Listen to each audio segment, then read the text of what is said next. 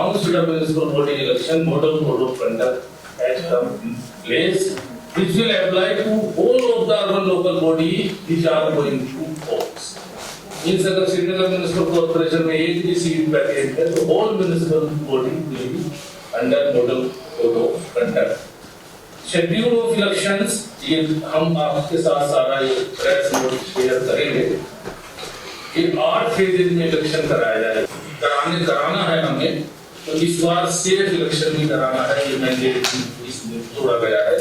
और उसके लिए कोविड-19 पैंडेमिक को लेकर के होल इलेक्शन हो जाएंगे और जो लार्ज असेंबली होल सब पे भी बैन होगा। हमने डिटेल्ड गाइडलाइंस मिलकर जारी की है और इस प्रेस नोट में भी इसमें सारी बातें आई है और जरिए हम पब्लिक को पहुंचाना चाहते हैं। इस बार एक नई चीज और हम करने जा रहे हैं कि पहले पोस्टल बैलेट की फैसिलिटी मुहैया की जाती है। इसके अलावा एक और हमने इस बार किया है कि पोस्टल बैलेट को फैसिलिटेट करने के लिए जो सीनियर बीच में जो पंच और ऑब्जेक्ट में दी जाएगी।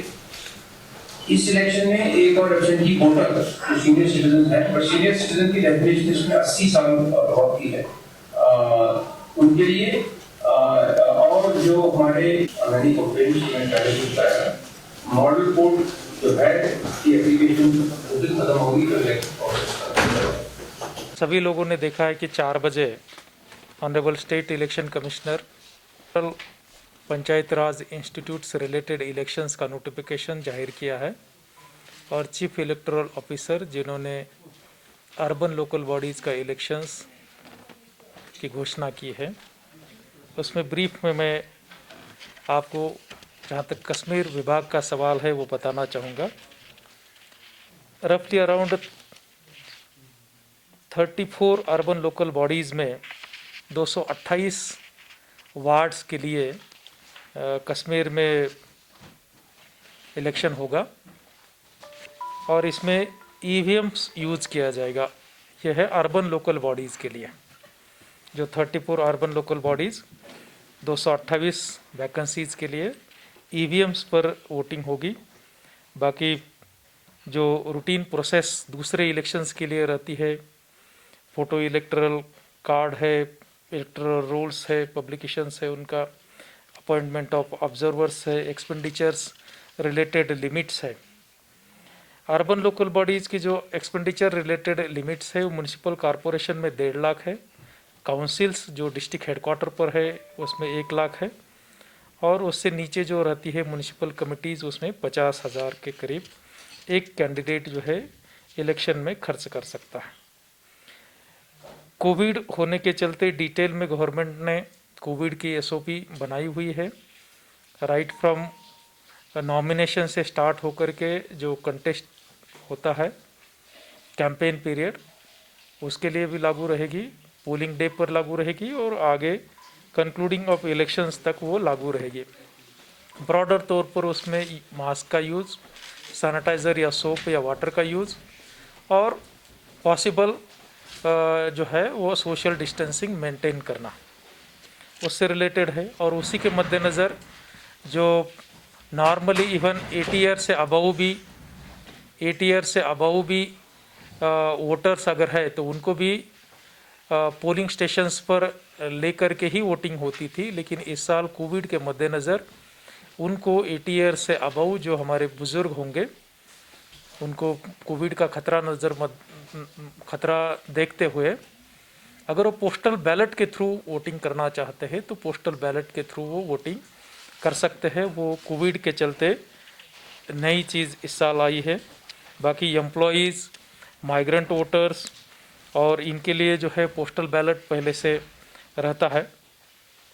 Model code of conduct parties, government और कैंडिडेट्स के लिए जो लागू रहता है वो लागू हो गया है। शेड्यूल ऑफ इलेक्शंस भी 8 फेजेस का नोटिफाई हुआ है। मॉर्निंग 7 बजे से 2 बजे तक पोलिंग होगी, पोलिंग डे पर, मुकर्रर पोलिंग डे पर फेज के हिसाब से। और 22 दिसंबर को इसका रिज़ल्ट्स काउंटिंग होकर के रिज़ल्ट्स सामने आएंगे। ये है जहाँ तक अर्बन लोकल बॉडीज़ का इलेक्शंस, जहाँ तक रूरल पंचायतों का इलेक्शंस जिसमें पहली बार डिस्ट्रिक्ट डेवलपमेंट काउंसिल्स का इलेक्शंस होने जा रहा है। उसके अलावा सरपंच जो वैकेंट सीट्स है और पंच सीट्स उनके लिए भी इलेक्शंस होगा। ये तीन अलग अलग किस्म के जो वैकेंसीज़ है उनके लिए जो इलेक्शंस होने जा रहा है, जिसका कोऑर्डिनेशन स्टेट इलेक्शन कमिश्नर करने जा रहे हैं, जिनको 4-5 दिन पहले ही नए जो लीगल प्रोविज़न्स आए हैं उसके तहत गवर्नमेंट ने अपॉइंट किया है। उनकी सदारत में वो इलेक्शंस हो रहा है, उन्हीं के कंट्रोल में और डायरेक्शंस में इलेक्शन हो रहा है स्टेट इलेक्शन कमिश्नर साहब के। इसमें जो रूटीन एक्सरसाइज है उसके अलावा जो मेन ये है कि वैली के 137 रूरल डेवलपमेंट ब्लॉक्स में ये इलेक्शंस होगा। पंचायत हल्काज इसमें 2182 आ रहे हैं। डीडीसी कॉन्स्टिट्यूंसीज हर ज़िले में 14 है तो 10 ज़िले की 140 बनती है। सरपंच की जो वैकेंसीज है 935 है और पंच की वैकेंसीज 11,814 है। तो 11,814 पंच कॉन्स्टिट्यूंसीज के लिए इलेक्शंस हो रहा है, साथ में 935 सरपंच कॉन्स्टिट्यूंसीज और 140 डीडीसी कॉन्स्टिट्यूंसीज को रूरल एरियाज़ में ये इलेक्शंस होने जा रहा है। ये इलेक्शंस बैलेट बॉक्स के तर्ज पर होगा।